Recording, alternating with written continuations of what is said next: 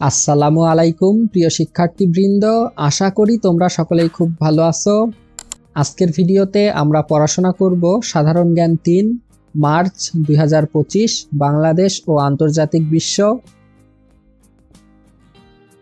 বৈশ্বিক সন্ত্রাসবাদ সূচকে 2024 সালে বাংলাদেশের অবস্থান 35তম।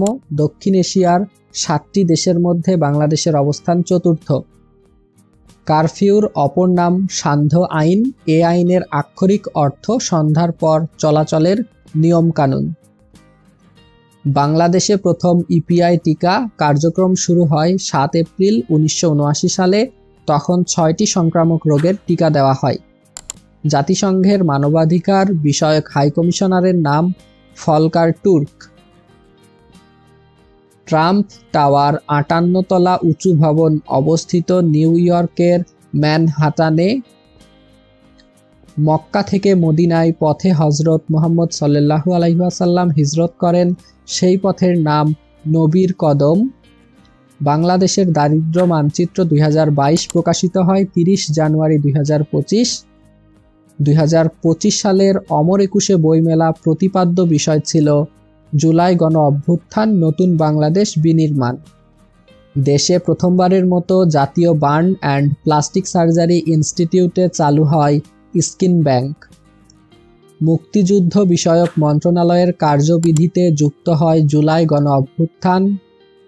সারা দেশে যৌথ বাহিনীর সমন্বয়ে অপারেশন ডেভিল হান্ট শুরু হয় 8 ফেব্রুয়ারি 2025। যমুনা রেলসেতুতে যাত্রীবাহী ট্রেন চলাচল শুরু হয় 12 ফেব্রুয়ারি 2025। বাংলাদেশের দীর্ঘতম একক রেলসেতু হল যমুনা রেলসেতু, দৈর্ঘ্য 4.8 কিলোমিটার। জাতীয় শহীদ সেনা দিবস পালিত হয় 25 ফেব্রুয়ারি। দুর্নীতি ধারণা সূচক 2024 সালে শীর্ষ দুর্নীতিগ্রস্ত দেশ দক্ষিণ সুদান, সবচেয়ে কম দেশ ডেনমার্ক। বাংলাদেশের অবস্থান 14তম। বিশ্বের শীর্ষ ব্যবহৃত ভাষা ইংরেজি, মাতৃভাষা অনুসারে বিশ্বের শীর্ষ ভাষা মান্দারিন।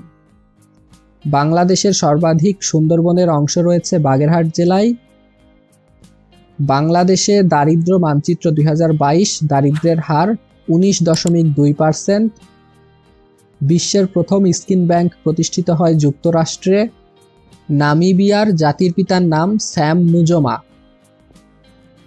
এই ছিল আজকের আয়োজন। সম্পূর্ণ ভিডিওটি দেখার জন্য তোমাদের সকলকে ধন্যবাদ। আজকের মতো এ পর্যন্তই, দেখা হবে নতুন কোনো ভিডিওতে।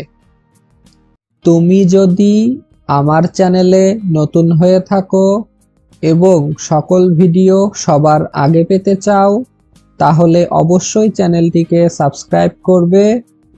সকলে ভালো থাকবে, সুস্থ থাকবে। আসসালামু আলাইকুম।